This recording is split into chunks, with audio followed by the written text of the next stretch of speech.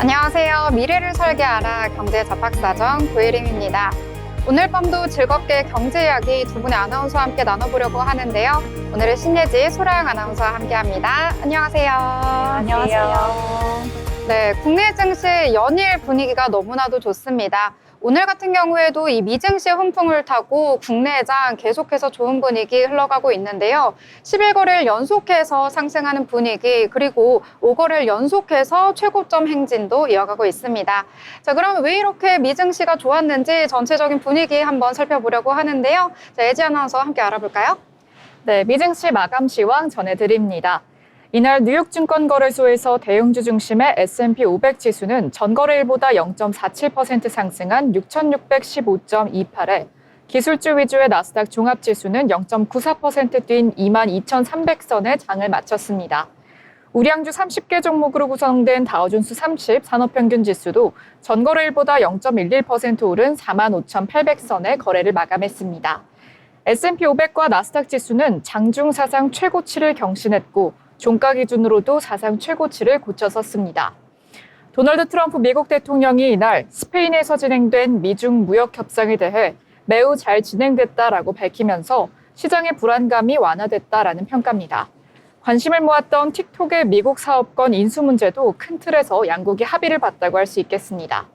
그럼 히트맵 열어서 오늘 미증시 종목별 움직임도 살펴보겠습니다. M7 주가가 대부분 상승했습니다.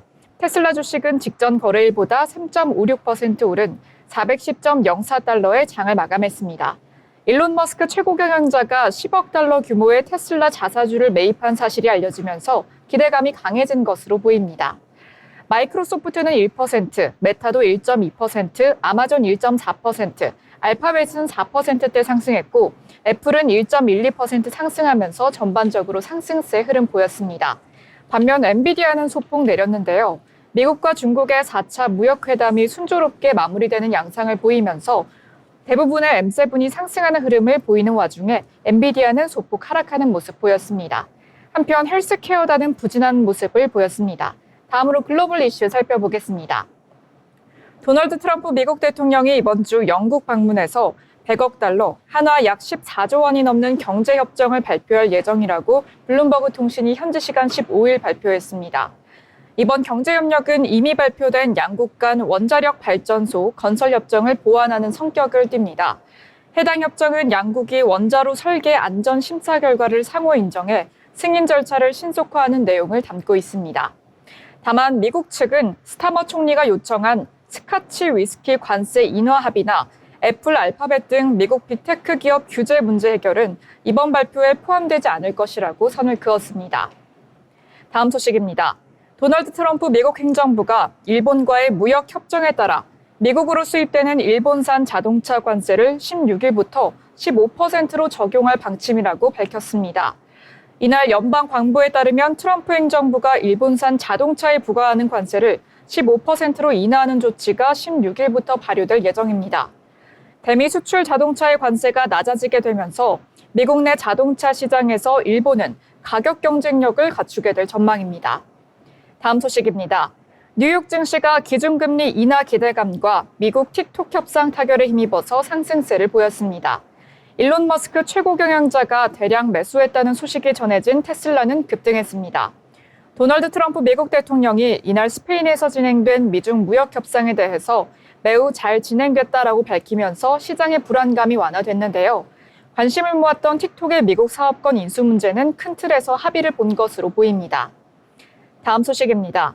구글의 모회사 알파벳이 마침내 시가총액 3조 달러, 한화 약 4,161조 원의 고지를 넘어섰습니다. 이는 엔비디아, 마이크로소프트, 애플에 이어서 네 번째로 달성한 기록으로 미국 빅테크의 독주 구도를 다시 한번 확인시켰습니다. 뉴욕 증시에서 알파벳 주가는 15일 장중한 때 4%대 오른 251.76달러를 기록하며 시가총액이 3조 400억 달러에 달하는 모습을 보였습니다. 최근 주가 상승에는 반독점 소송 판결이 결정적이었다라는 분석입니다. 법원은 규제 당국이 요구했던 구글 크롬 브라우저 매각 등 강경 조치를 피하면서 알파벳에 유리한 결정을 내렸습니다. 네, 그럼 이어서 M7 종목별 이슈 살펴보겠습니다. 먼저 엔비디아 소식입니다. 중국 당국이 미국 반도체 기업 엔비디아를 상대로 반독점법 위반 혐의에 대해서 조사에 나선다고 밝혔습니다. 엔비디아는 2019년 이스라엘 반도체 설계 회사 멜라녹스 테크놀로지를 69억 달러에 인수하면서 GPU와 네트워킹 장비 등을 중단 없이 중국에 공급하는 조건 등을 전제로 이듬해 중국 당국의 승인을 받은 바 있습니다. 하지만 총국은 지난해 12월 반독점법 위반 혐의로 엔비디아에 대한 조사를 진행하고 있다고 밝힌 바 있는데요. 이날 조사 발표 배경을 두고 미국과 중국이 스페인에서 시작한 4차 무역 협상을 염두에 둔 것 아니냐는 분석도 나오고 있습니다. 다음 엔비디아 소식입니다. 인공지능 칩 선두주자 엔비디아는 데이터 센터 운영업체인 코어위브와 63억 달러, 한화 약 8조 7,336억 원 규모의 클라우드 컴퓨팅 용량 주문 계약을 체결했다고 밝혔습니다. 이번 계약으로 코어위브는 엔비디아의 핵심 클라우드 파트너로서의 입지를 공고히 하고 AI 컴퓨팅 용량 수요 감소 가능성에 대한 완충 장치를 마련하게 됐다고 로이터 통신이 보도했습니다. 다음 소식 알파벳 소식입니다. 구글의 모기업 알파벳이 15일 시가총액 3조 달러를 찍었다는 소식입니다. 알파벳은 이날 주가가 장중 전거래일 마감가 대비 4.7% 급등한 252.75달러까지 치솟으며 시총 3조 달러를 돌파하는 모습을 보였습니다. 알파벳은 주가가 248.14달러 이상만 되면 시총 3조 달러에 이르게 됩니다. 알파벳은 지난 2일 워싱턴 DC 연방지방법원이 지난해 8월 구글의 반독점법 위반 판결에 대한 시정 조치에서 크롬과 안드로이드를 매각하지 않아도 된다고 결정한 뒤 주가가 치솟고 있습니다. 시총 3조 달러는 지금껏 애플, 마이크로소프트, 엔비디아 외에는 그 어떤 기업도 넘어본 적이 없는 시총이라는 평가입니다. 다음 소식 테슬라 소식입니다. 일론 머스크 테슬라 최고 경영자가 자사주를 1조 원어치 이상 매수했다는 소식입니다. 15일 미국 증권거래위원회 공시에 따르면 머스크는 지난 12일 여러 가격대에 걸쳐서 테슬라 주식 257만 주를 장내에서 사들였습니다. 매입 금액은 총 10억 달러, 하나로 약 1조 3,884억 원에 달하는데요. 금액 기준으로 머스크의 역대 최대 규모 자사주 매입이라고 미국 CNBC 방송이 보도했습니다. 네, 이렇게 미증시 이슈와 M7 이슈 살펴봤는데요. 전반적으로 미국과 중국의 4차 무역회담이 순조롭게 마무리되는 양상을 보였습니다. 다만 9월 뉴욕 연방은행의 엠파이어 스테이트 제조업 지수는 마이너스 8.7포인트로 시장 예상치와 전월치를 모두 밑돈 것으로 나타나고 있습니다. 전문가들은 이번 지수 하락이 단순한 지역 경기 둔화가 아닌 제조업 전반의 수요 약화를 시사하며 향후 미국 전역의 제조업 지표에서도 비슷한 흐름이 나타날 수 있을 것이라 분석했습니다. 이번 수치가 일시적인 조정인지 경기 둔화의 시작을 알리는 신호인지 파악하려면 미국 단위의 ISM 제조업 지수와 필라델피아 연은지수 등의 다른 지표들과 비교 분석이 필요할 것으로 보입니다. 이상 미증시 마감 시황 전해드렸습니다. 네, 미증시 전체적으로 잘 살펴봤습니다. 자, 일단 기업 개별적인 호재도 있었지만요. 전체적인 분위기가 좋았던 건 아마 이번 주에 있는 가장 큰 이슈 때문이 아닐까 싶은데요. 바로 FOMC의 기준금리 결정입니다. 대부분의 전문가들 그리고 패드워치에서도 거의 90% 넘는 확률로 25bp 인하할 것으로 예상이 되고 있는데요. 이에 대한 기대감으로 인해서 시장이 전반적으로 분위기가 살아난 것으로 풀이가 되고 있고요. 또 간밤에 미증시에서는 장 초반부터 트럼프 대통령이 기준금리 대폭해서 인하해야 한다라는 주장을 하면서 전체적으로 호재로 작용한 것으로 풀이가 되고 있습니다. 자, 발표 이후에 또 어떤 흐름 이어가게 될지 잘 살펴보시면서 투자해보시길 바라겠습니다. 자, 그러면 저희는 이번에 기업에 대해서 살펴보려고 하는데요. 요즘에 여기 주가가 진짜 잘 나가는 것 같아요. 어디죠? 네, 여러분 혹시 요즘 주식시장에서 면비디아라는 말 들어보셨나요? 원래는 인공지능 반도체 대표주자인 엔비디아를 부르는 말인데 요즘은 뜻밖에도 라면 회사, 삼양식품에 붙은 별명입니다. 라면이 반도체보다 잘 나간다고? 이게 과연 무슨 사연일까요? 오늘의 기업 로그 바로 삼양그룹 이야기입니다. 삼양그룹은 1924년에 설립된 대한민국 최초의 설탕 회사로 시작했습니다. 한국 경제의 밑바탕이라고 불릴 만큼 설탕, 밀가루 같은 기초식품 산업을 개척해온 회사죠. 지금은 화학, 식품, 의학바이오, 금융까지 다양한 분야에 걸쳐 사업을 펼치는 대기업으로 성장했습니다. 그 중에서도 대중에게 가장 익숙한 건 뭐니 해도 삼양식품의 라면이죠. 불닭볶음면으로 전 세계 매운맛 시장을 뒤흔든 삼양은 이제 한국 라면 수출의 상징이자 K푸드의 아이콘이 됐습니다. 최근 삼양이 다시 주목받는 이유 중 하나는 의외의 곳에 있습니다. 바로 K-팝과 웹툰, 애니메이션 열풍 덕분인데요. 특히 일본과 동남아에서 인기 있는 K-팝 데몬 헌터스 같은 K-팝 연계 콘텐츠 속에 한국 음식, 특히 매운 라면이 등장하면서 외국 팬들이 나도 불닭 먹어봐야겠다 라면서 편의점으로 달려가는 일이 속출하고 있다고 합니다. 재밌는 건 이게 단순한 유행이 아니라는 겁니다. 외국 팬들이 유튜브, 틱톡에 라면 먹방을 올리면서 삼양 제품이 하나의 챌린지 문화로 자리 잡게 된 거죠. K-팝, K-콘텐츠, K-푸드, 삼양식품. 이 흐름이 맞물리면서 삼양의 해외 매출은 꾸준히 신기록을 갱신 중입니다. 자, 이제 주식 얘기를 한번 해볼까요? 최근 삼양식품의 주가는 정말 무섭게 치솟고 있습니다. 엔비디아가 AI 반도체로 세상을 장악했다면 삼양은 라면으로 세계를 점령했다라는 말이 나오고 있죠. 그래서 투자자들이 붙여준 별명이 바로 면비디아입니다. 삼양식품의 매출은 이미 해외 비중이 절반을 넘어섰고 영업이익률도 안정적으로 높습니다. 특히 불닭볶음면 하나가 만든 히트 사이클이 길게 이어지고 있다는 점이 굉장히 놀랍죠. 보통 식품은 유행이 짧기 마련인데 불닭은 출시된 지 10년이 지나도 여전히 글로벌에서 성장 중에 있습니다. 투자자들 사이에서 이건 단순한 식품주가 아니라 글로벌 문화주다라는 평까지 나오고 있습니다. 즉 라면을 파는 회사가 아니라 문화를 수출하는 기업으로 성장하고 있는 거죠. 여기서 중요한 포인트가 하나 있는데요. 삼양은 단순히 라면 회사가 아닙니다. 삼양그룹은 화학, 플라스틱, 원료, 의약 바이오, 신소재 같은 B2B 사업에서도 꽤나 큰 존재감을 가지고 있습니다. 예를 들어 삼양화학은 폴레올레핀 같은 고분자 화학 제품으로 글로벌 업체와 경쟁하고 있고 삼양바이오는 의약 원료와 바이오 소재를 개발하며 미래 성장 동력을 키우고 있죠. 즉 삼양식품이 대중의 인기를 끌어올린다면 삼양그룹 전체는 산업 인프라로 뿌리를 다지고 있는 겁니다. 여러분, 엔비디아가 AI 혁신의 중심이라면 삼양은 면으로 세계를 연결하고 있습니다. 면비디아라는 별명이 농담처럼 들리지만 그 속에는 한국 기업이 글로벌 문화 산업의 핵심 플레이어로 성장했다라는 의미가 담겨 있습니다. 설탕으로 시작해 라면으로 세계를 사로잡은 삼양. 다음에는 뭐로 세계를 사로잡을까요? 이상 오늘의 기업로그였습니다. 네, 오늘 삼양식품에 대해서 함께 알아봤습니다. 이 종목 같은 경우에는 황제주에 등극했다라는 소식을 들었던 게 정말 엊그제 같은데 어느새 150만 원대, 160만 원대에서 움직이고 있는 모습 포착이 되고 있습니다. 단순히 라면이 아니라요, 이 K-팝 문화에 결합이 돼서 이렇게 주가에도 전체적으로 호재로 작용하고 있는 것 같고요. 여러 가지 호재도 있습니다. 이 밀양의 제2공장 건설을 했는데 여기도 굉장히 빠르게 가동이 될 정도로 인기가 어마어마하다고 합니다. 앞으로 주가는 어디까지 더 치솟게 될지 함께 지켜보시면 좋을 것 같습니다. 자, 이번에는 저희 경제 뉴스 알아보려고 하는데요. 오늘도 핵심만 뽑아오셨다고요? 네, 오늘장 경제 이슈를 전달해드리는 뉴스 브리핑 시간입니다. 먼저 세종 집무실 관련 헤드라인입니다. 이재명 대통령은 16일 지속 성장과 발전을 위해 국가 균형 발전은 이제 선택이 아닌 운명이라며 전국이 고르게 발전의 기회를 누려야 한다라고 말했습니다.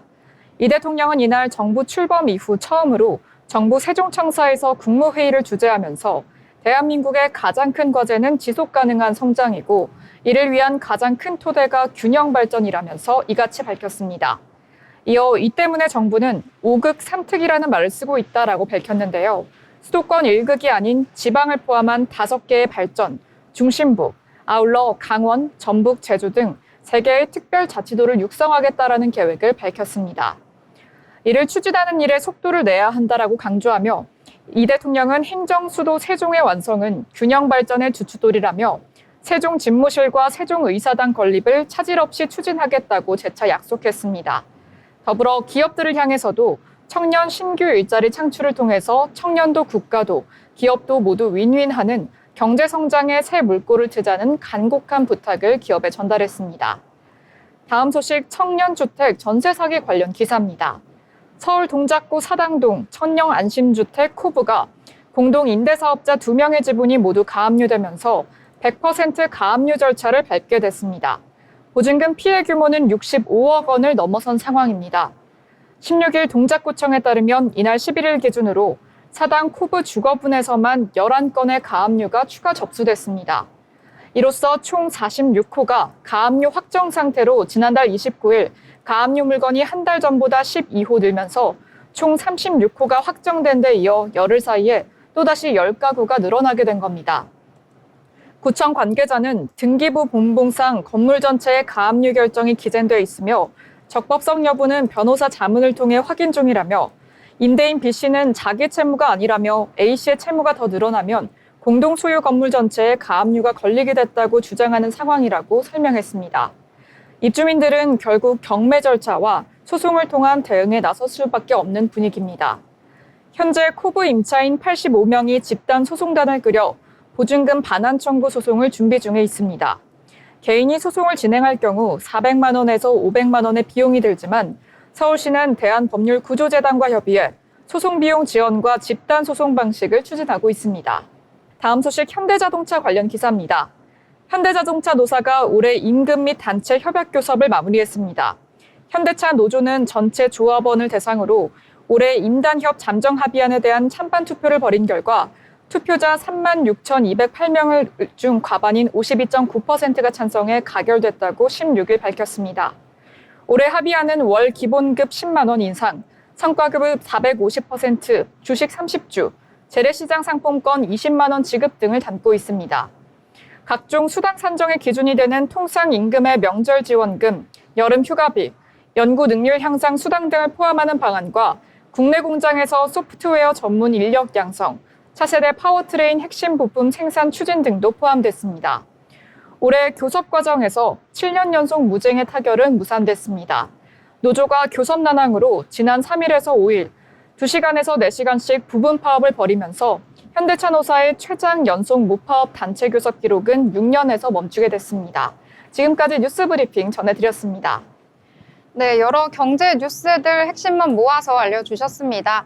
경영권과 관련해서는 또 주가와도 면밀하게 연동되는 측면이 있기 때문에 이런 뉴스들 계속해서 따라가시는 게 좋을 것 같고요. 앞으로 소식이 전해지는 대로 저희가 전달을 해드리도록 하겠습니다.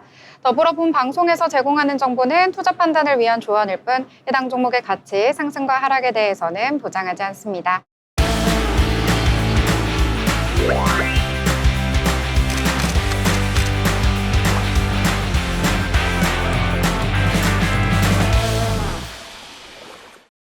네, 이번엔 전국의 축제, 전시, 하프를 알아가는 어디 갈까 시간입니다.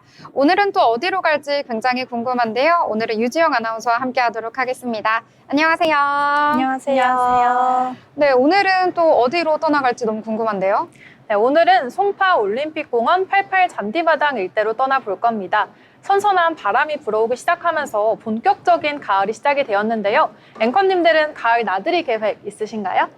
저는 집에만 요즘에 있어가지고 네. 계획이 전혀 없어요. 요즘 비가 오고 그래서 네. 슬슬 가을 일정을 조금 생각을 해봐야 되는데 저는 개인적으로 가을 하면은 화담숲이 가장 먼저 떠오르는 것 같습니다.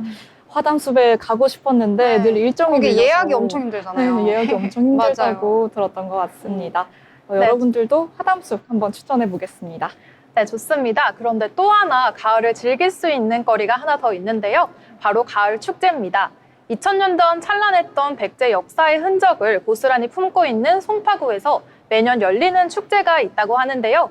바로 한성백제 문화제입니다.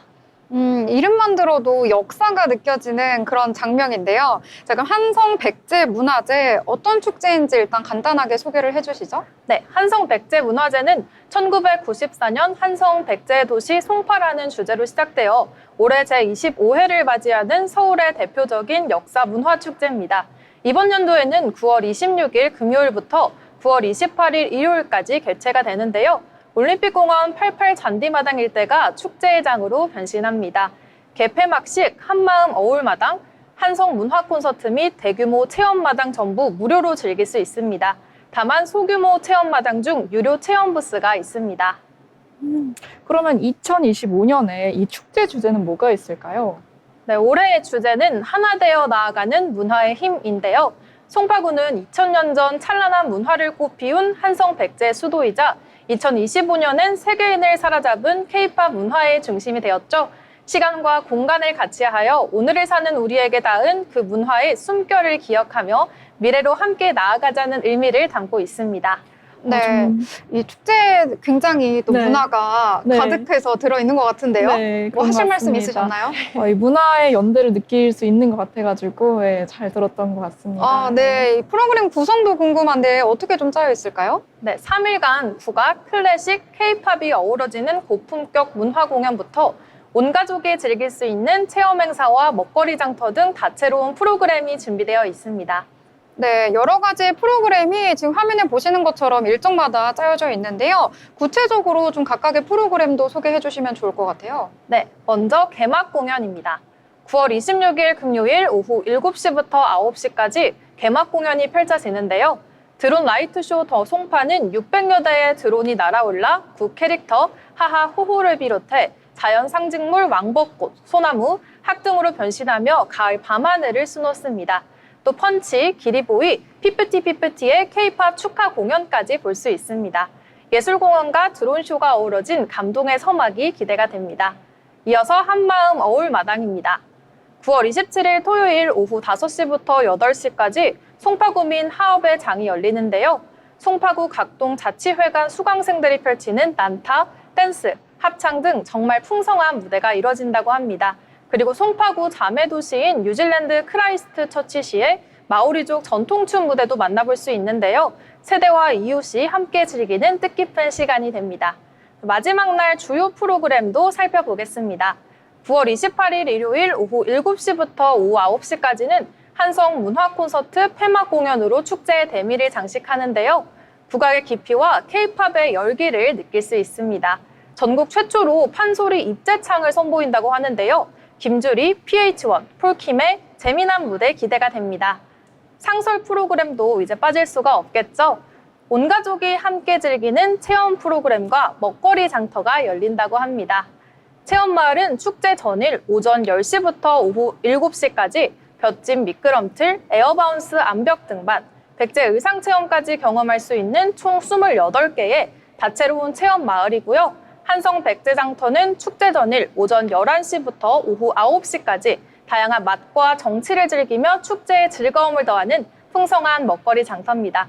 앵커님들은 어떤 프로그램이 가장 기대가 되시나요? 알찬 프로그램들이 정말 많은데 저는 암사초등학교를 나온 적이 있어서 이런 장터 축제가 좀 익숙합니다. 그래서 먹거리 장터가 좀 제일 기대가 되는 것 같습니다. 아, 이 송파 출신이시군요. 네네네. 아, 그럼 더 뭔가 친숙한 느낌이 들겠어요. 네, 그래서 다시 한번 꼭 방문해보고 싶다 이런 생각이 듭니다. 오, 저는 아무래도 이 개막 축제 공연이 네. 좀 화려하잖아요. 드론쇼도 있고 K-팝 가수들이 나와서 공연을 하니까 전 좀 화려하고 재밌는 걸 좋아해서 개막 공연이 가장 기대가 되는데요.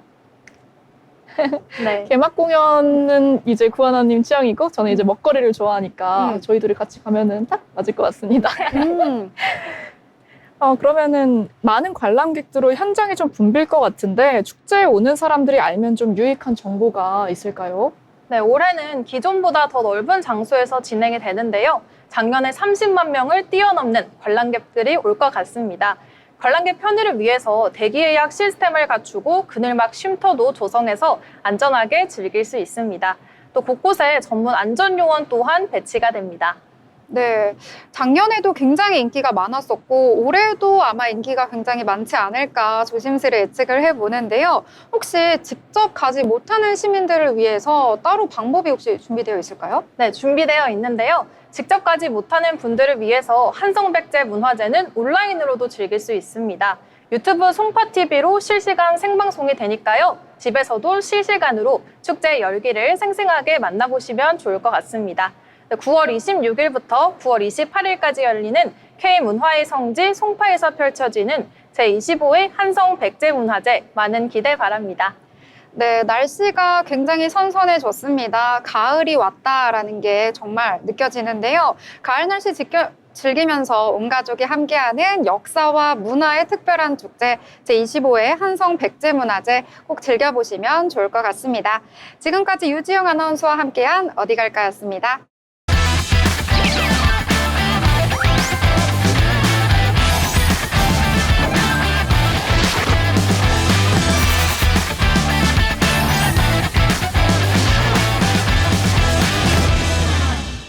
네, 이번 시간은 돈을 잘 벌고 싶은 고수가 되고 싶은 아나운서들이 모여서 주식 이야기, 증시 이야기 함께 나눠보도록 하겠습니다. 먼저 국내 증시 전체적인 분위기 한번 살펴보고 넘어가려고 하는데요. 아까 말씀드렸던 것처럼 미증시 전체적인 분위기가 굉장히 좋다라고 말씀을 드렸습니다. 또 이번 주에 있는 호재도 하나 있죠. FOMC 기준금리 아마 대부분의 분들이 예상을 하시는 것처럼 25bp 인하할 것으로 예상이 되고 있습니다. 금리가 인하하게 되면은 유동성이 풀어지게 되겠고요. 그에 따라서 좀 위험 자산을 선호하는 심리가 더욱더 강해질 것이다라고 예상을 할 수가 있겠는데요.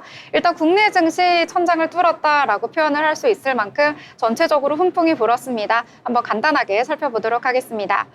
먼저 코스피 지수 같은 경우에는 전거래일 대비 1.24% 상승하면서 마감을 했는데요. 3,449선에서 거래 마쳤습니다.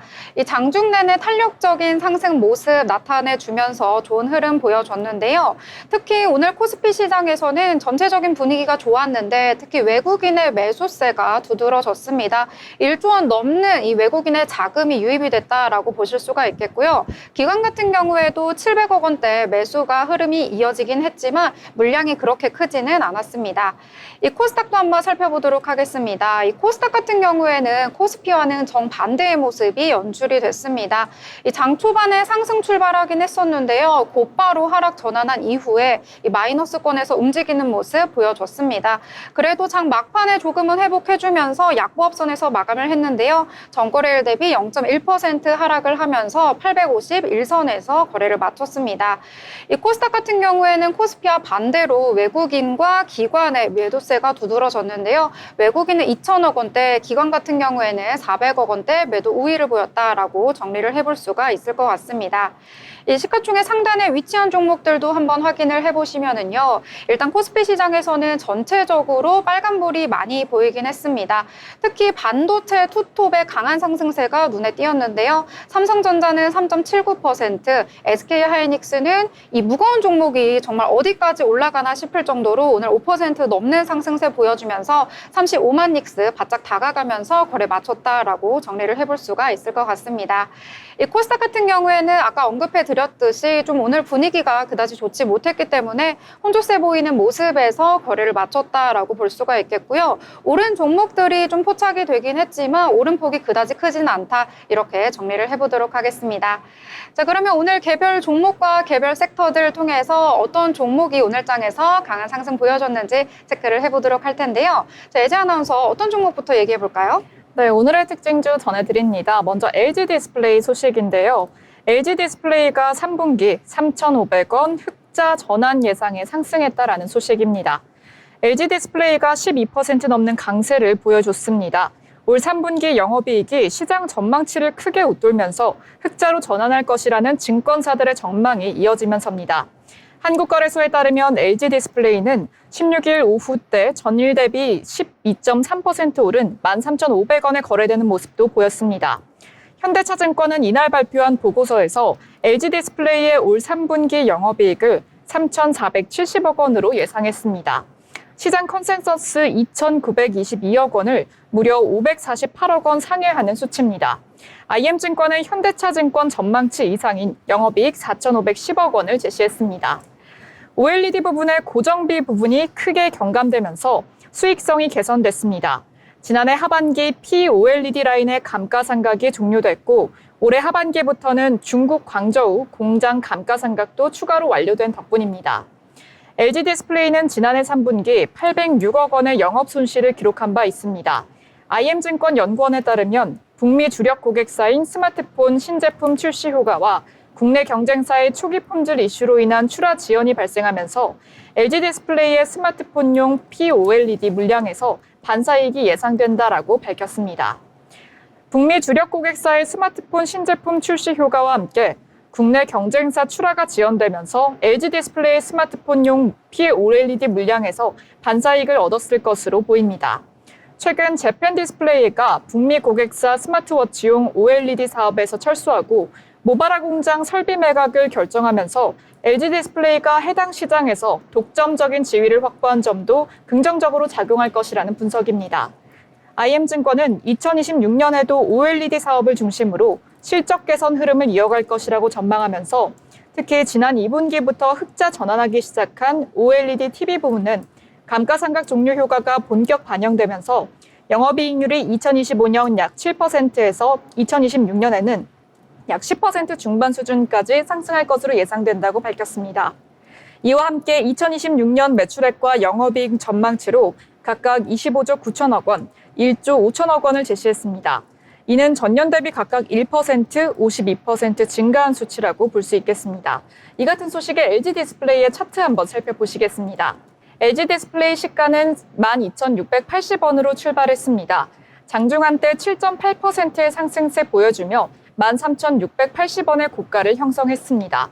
종가는 4.49% 상승분 소폭 반납하며 13,260원에 마무리되는 모습 보였고요. 4거래일 연속 상승세를 보여주고 있습니다. 네, 오늘장에서 좋은 모습 보여줬는데요. 52주 신고가를 경신하기도 했습니다. 윗골이 살짝 달리면서 마감되긴 했는데 그래도 외국인과 기관의 매수세가 들어왔다라고 볼 수가 있겠고요. 연일 좋은 흐름 보여주는 데다가 거래량까지 굉장히 활발해서 내일은 또 주가 어떻게 흘러갈지 기대가 되는데요. 앞으로의 주가 흐름도 함께 살펴보시길 바라겠습니다. 자, 그러면 다음 종목 함께 살펴보려고 하는데요. 오늘 장에서 웹툰 관련주 전체적으로 상승을 해서 한번 이야기를 해보려고 합니다. 저는 사실 웹툰을 즐겨보진 않는데 혹시 두 분은 웹툰 좀 즐겨보시거나 좀 인상 깊게 보셨던 게 있을까요? 저는 예전에 보긴 했는데 외모지상주의라는 웹툰 즐겨봤습니다. 그거 되게 그림체 예쁘고 그랬던 웹툰 아닌가요? 맞아요. 되게 순정만화틱한 그림체여서 되게 인상 깊게 봤던 기억이 있습니다. 그거 굉장히 인기잖아요. 맞아요. 그래서 네. 혹시 드라마나 이런 거로 안 제작되나 보고 있었는데 아직은 제작이 되진 않더라고요. 그쵸. 아무래도 외모가 너무 이제 특출나다 보니까 좀 싱크로율 맞는 배우를 찾기가 힘들지 않나 이런 생각을 해보게 되는데 혹시 예지 아나운서는 콘텐츠 이런 쪽 관심 많으시잖아요. 혹시 괜찮게 보신 거 있나요? 네, 저는 이 긴 거를 좀 집중을 못 해가지고 시리즈물은 좀 못 보고 에피소드 웹툰만을 좀 주로 보고 있는데요. 많은 분들이 아시는 그 육아일기 그것도 좋아하고요. 또 요즘엔 뭐 명품관의 진상이랑 뭐 이혼녀 누구누구 그런 웹툰을 네, 그런 짧은 웹툰을 조금 재밌게 보고 있습니다. 네. 뭔가 판타지 이런 것보다 우리 실생활과 연관된 이런 콘텐츠를 좋아하시는군요. 네, 맞습니다. 네, 또 각자의 취향이 드러나는 그런 웹툰이었는데요. 오늘 장에서 웹툰 관련주가 상승을 해서 한번 짧게 이야기 나눠봤습니다. 자, 일단 왜 이렇게 웹툰주 올랐나라고 살펴봤더니요. 이 미국발에서 좀 소식을 찾아볼 수 있을 것 같습니다. 이 네이버 웹툰의 미국 본사의 이름이 바로 웹툰 엔터인데요. 15일 현지 시간으로 디즈니와 새 만화 플랫폼 개발을 위해서 비구속적 조건 합의서를 체결했다라는 소식이 전해지면서 국내장까지 훈풍이 이어진 것으로 풀이가 되고 있습니다. 이 해당 플랫폼 같은 경우에는 마블, 스타워즈, 디즈니, 픽사 이런 굉장히 유명한 IP를 활용한 만화 약 35,000편을 디지털로 즐길 수 있는 공간이다라고 보실 수가 있겠는데요. 이 웹툰 엔터가 개발과 운영을 맡으면서 이 네이버 웹툰이 북미에서 발굴한 그런 오리지널 웹툰도 일부 제공할 예정이다라고 밝혀졌습니다. 이 디즈니 같은 경우에는 해당 플랫폼이 마블이 기존에 가지고 있었던 이 디지털 코믹스 구독 서비스 마블 언리미티드를 확장하는 것이다라고 설명을 덧붙이기도 했는데요. 이런 플랫폼 개발 협력을 위해서 이 디즈니는 웹툰 엔터의 지분 2%를 인수하기로 했다고 밝혔고요. 뉴욕 증시에서 웹툰 엔터 시간의 거래에서 무려 50% 넘게 폭등을 하기도 했습니다. 이와 관련해서 이 김중구 웹툰 엔터 대표는 이 세계 최고 수준의 이 유산을 가지고 있는 디즈니와 함께 협력을 하게 된 거 굉장히 영광으로 여긴다라고 밝히면서요. 앞으로 글로벌 사업에 한 걸음 더 앞서갈 수 있는 그런 기회가 될 것이다라고 밝히기도 했습니다. 자, 관련해서 국내 증시에서는 미스터블루 오늘장에서 상한가로 마무리 짓는 모습 나타나줬고요. 와이랩 같은 경우에는 장중에 26%대를 찍기도 했었는데 좀 윗골이 길게 달리면서 내려왔습니다. 7%대에서 거래 마치는 모습 확인을 할 수가 있겠고요. 탁구미디어 역시도 장중에 24%대까지 올랐었는데 결국에는 15%대에서 거래를 마쳤다라고 볼 수가 있을 것 같습니다. 자, 웹툰주 많은 분들이 관심을 가지고 있는 만큼 앞으로의 주가 추이 살펴보시면 좋을 것 같습니다. 자, 이번에는 또 다른 특징 섹터 살펴보려고 하는데요. 오늘은 또 어떤 내용일까요? 네, 이번 특징주는 대미 관세 여파를 받고 있는 자동차 관련 특징주 가져왔습니다. 바로 현대자동차인데요. 미국 관세 우려에 자동차 관련주가 영향을 받고 있습니다. 두 회사의 주가가 약세를 보인 건 미국 자동차 관세 우려가 커진 영향으로 보입니다. 한국은 지난 7월 30일 미국과 관세 협상 타결 후에 여전히 국산 자동차의 25% 품목별 관세를 적용받고 있습니다. 반면 일본은 오는 16일부터 미국에 대해 관세 15%를 적용받으면서 한국과 격차가 더욱 커질 것이라는 우려가 나오고 있습니다. 한일 대미 관세 역전이 이어지면 대미 자동차 수출 타격이 불가피할 것이라는 전망에 투심이 약화되는 것으로 풀이가 되고 있습니다. 미국이 16일 현지 시간 오후 1시부터 일본산 자동차 관세를 15%로 낮춥니다. 한국산 자동차 관세는 25%로 유지되면서 국내 완성차 업체들의 대미 수출에 빨간불이 켜졌습니다. 16일 업계에 따르면 도널드 트럼프 미국 행정부는 일본과의 무역협정에 따라 이날부터 미국으로 수입되는 일본산 자동차 관세를 15%로 적용할 예정입니다.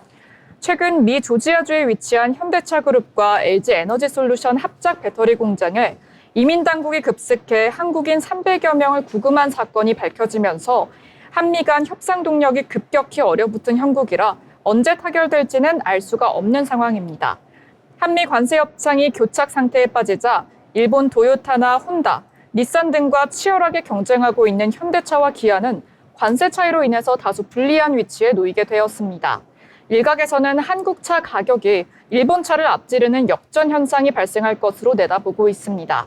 이런 소식에 현대자동차의 차트 한번 살펴보겠습니다. 현대자동차는 지난주부터 상승세를 이어왔지만 이번 주부터는 하락 전환을 했습니다. 시가는 0.23% 상승한 21만 6천 원에 출발했지만 저가는 0.7% 하락하는 모습 보였습니다. 종가는 0.23% 소폭 챙겨가며 21만 6천 원에 거래 마감했습니다. 네, 현대차 함께 살펴봤는데요. 일단 주가에는 좀 변동성이 크게 나타나는 모습입니다. 오르락 내리락을 많이 하기 때문에 좀 차트로 확인을 해봤을 때도 윗꼬리가 달린다거나 아랫꼬리가 길게 달리는 모습 확인할 수가 있겠는데요. 앞으로의 모습도 함께 지켜보시면 좋을 것 같습니다. 자, 이번에는 저희 인물에 대해서 함께 살펴보려고 하는데요. 오늘 좀 인물 이름이 좀 특이하고 발음하기 어렵더라고요. 네, 바로 오스카 바르낙이라는 인물인데요. 오늘은 한 장의 사진이 어떻게 우리의 역사를 바꿀 수 있었는지, 그리고 그 출발점에 선 한 사람의 이야기를 전해드리고자 합니다. 그 주인공은 바로 라이카의 아버지, 바로 오스카 바르낙입니다. 1879년 독일 린덴슈타인, 어린 오스카 바르낙은 늘 약했습니다. 천식과 폐질환으로 인해 친구들처럼 마음껏 뛰어놀 수도 없었죠. 하지만 그는 세상을 담고 싶은 열망이 있었습니다. 직접 뛰어다니지는 못하는 대신 사진기를 통해 세상을 바라본 겁니다. 바르낙은 청년이 되어 정밀기계와 광학을 다루는 기술자가 됩니다. 그리고 결국 독일의 광학기업 에른스트 라이츠에 들어가죠. 현미경과 렌즈를 다루며 그는 늘 이런 생각을 했습니다. 왜 카메라는 이렇게 커야 할까? 왜 나는 손을 들고 순간을 찍을 수 없는 걸까? 그의 고민은 단순히 편리함을 위한 것이 아니었습니다. 그에게 사진은 삶의 방식이자 자유를 주는 수단이었기 때문입니다. 당시의 카메라는 크고 무거웠습니다. 삼각대를 세우고 준비하는 데만도 한참, 순간을 기록하는 건 사실상 불가능했죠. 바르낙은 새로운 접근을 시도했습니다. 영화용으로만 쓰이던 35mm 필름을 사진에 도입한 겁니다. 1913년, 마침내 그는 우르라이카라는 첫 번째 소형 카메라를 만들었습니다. 이 작은 카메라는 손에 쥘 수 있었고 무엇보다도 순간을 포착할 수 있었습니다. 말 그대로 사진의 혁명이었죠. 1925년 라이카는 정식으로 세상에 공개됩니다. 반응은 폭발적이었습니다. 기자들은 카메라를 들고 전장과 거리로 나갔습니다. 예술가들은 사람들의 자연스러운 표정과 삶을 기록하기 시작했죠. 그 전까지는 특권층의 장비였던 사진이 이제는 누구나 손에 들 수 있는 도구가 된 겁니다. 오스카 바르낙의 작은 발명이 사진의 민주화를 열었습니다. 안타깝게도 바르낙은 건강 때문에 오래 살진 못했습니다. 1936년 겨우 57세의 나이로 세상을 떠났죠. 하지만 그가 남긴 카메라는 여전히 전 세계 사진가들의 손에서 역사를 기록하고 있습니다. 그의 업적을 기리기 위해 1995년부터 오스카 바르낙상이 제정되었습니다. 이 상은 사진의 가능성을 새롭게 보여주거나 혁신적인 시각으로 세상을 기록한 사진가에게 수여됩니다. 말 그대로 바르낙의 정신과 발명을 오늘날까지 이어가는 상인 셈이죠. 그리고 오늘 100년이 지난 지금 MZ세대는 다시 카메라에 주목하고 있습니다. 스마트폰으로 언제든 사진을 찍을 수 있는 시대지만 오히려 불편한 필름 카메라, 감성적인 라이카 같은 기계식 카메라가 젊은 세대 사이에서 큰 인기를 끌고 있습니다. 서울의 거리, 홍대와 성수, 그리고 해외의 뉴욕과 베를린까지 요즘 젊은 세대들은 라이카를 단순한 장비가 아니라 자기 표현의 아이콘으로 소비하고 있습니다. 찰칵 소리 하나에 담긴 무게감, 한 장을 찍기 전에 고민하는 여유, 그 모든 과정이 MZ세대에게는 새로운 매력이자 힙한 문화로 다가온 것이죠. 작은 카메라로 세상을 바꾼 발명가, 순간을 영원으로 만든 사람. 이상 오늘의 인물로그였습니다.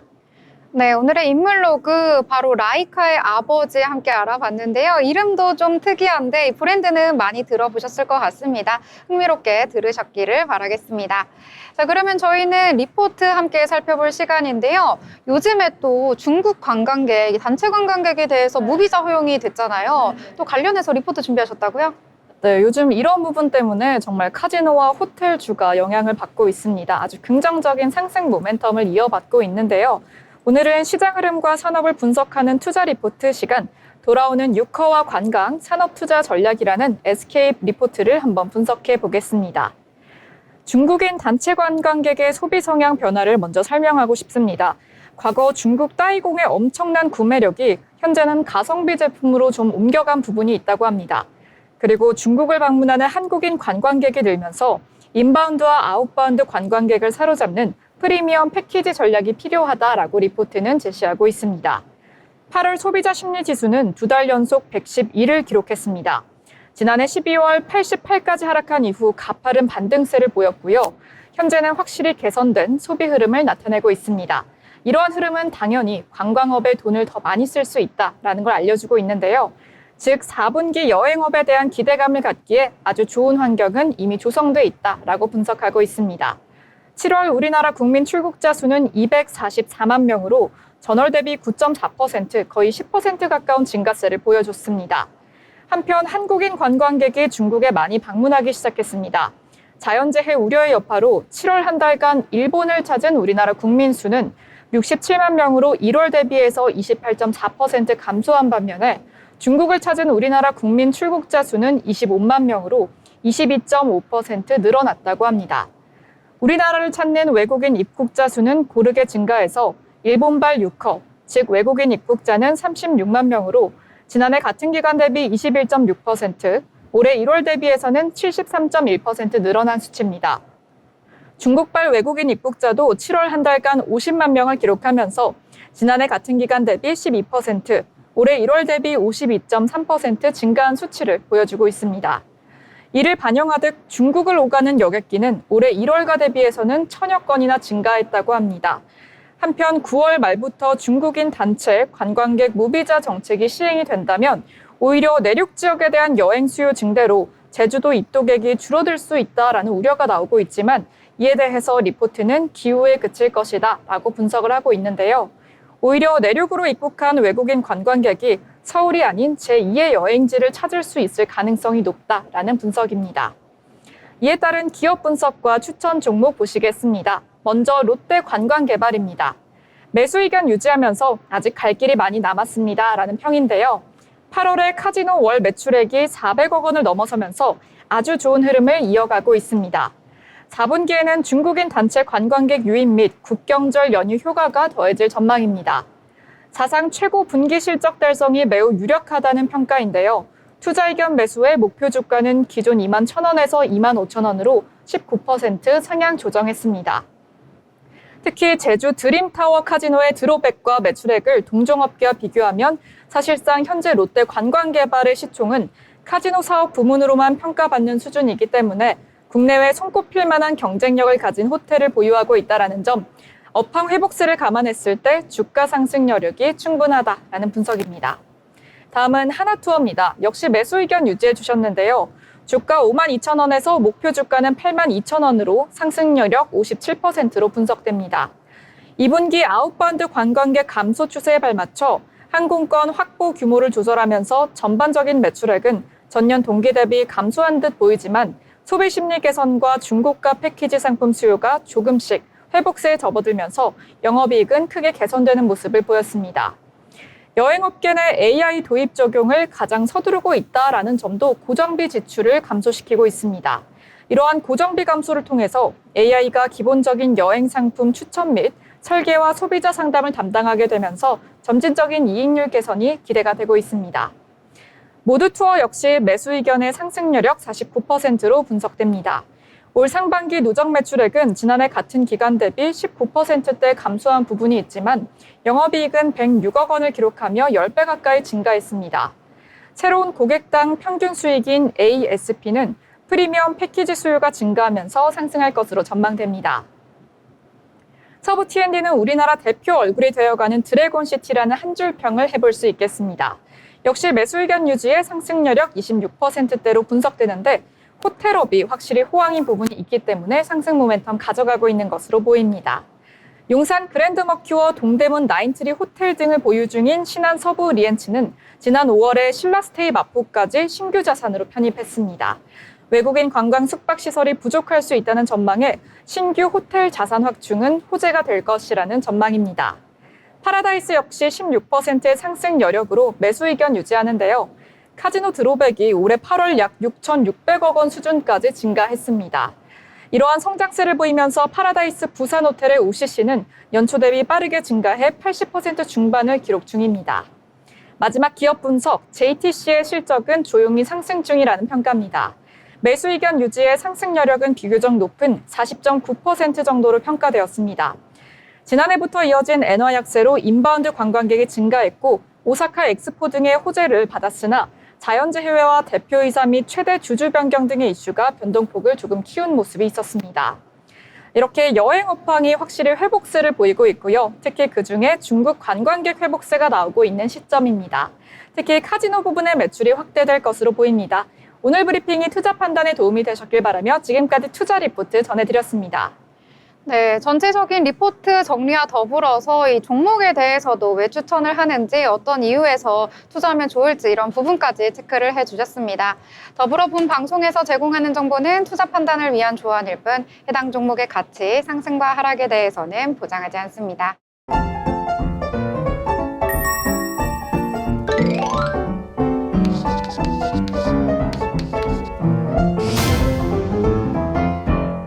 네, 오늘도 여러 가지 내용들 알차게 담아서 전해드린 것 같습니다. 자, 이렇게 오늘장 한번 마무리를 해보려고 하는데요. 자, 오늘장 라영 아나운서 어떻게 좀 한 줄로 요약을 해볼까요? 저는요, 양 시장 모두 금리 인하 기대감에 상승 랠리 중이다라고 정리해 보겠습니다. 네, 정말 양시장 분위기가 너무 좋은 것 같아요. 맞아요. 네, 이런 분위기 정말 어디까지 갈지. 자, 이번엔 예지 아나운서 어떻게 정리를 해볼까요? 네, 저도 이러한 상승 랠리에 정말 기분이 좋은데요. 엔비디아만 오늘 상승해줬다면 M7 다 올랐을 텐데 이런 생각이 듭니다. 한편 이 현대차 관련해서 대미 부분이 좀 걱정이 되는데 잘 해결되기를 좀 바라는 마음입니다. 네, 이렇게 여러 가지 염원을 담아서 우리 증시 더욱더 살아나기를 기대하는 멘트 담아보셨는데요. 자, 일단 오늘장 또 한 번 최고점을 경신을 했습니다. 그래서 오늘장 또 천장 뚫었다 이렇게 정리를 해보도록 하겠습니다. 자, 오늘 방송은 여기서 마무리 짓도록 하겠습니다. 저희는 내일 방송으로 다시 찾아뵙도록 하겠습니다. 시청해주신 여러분 고맙습니다.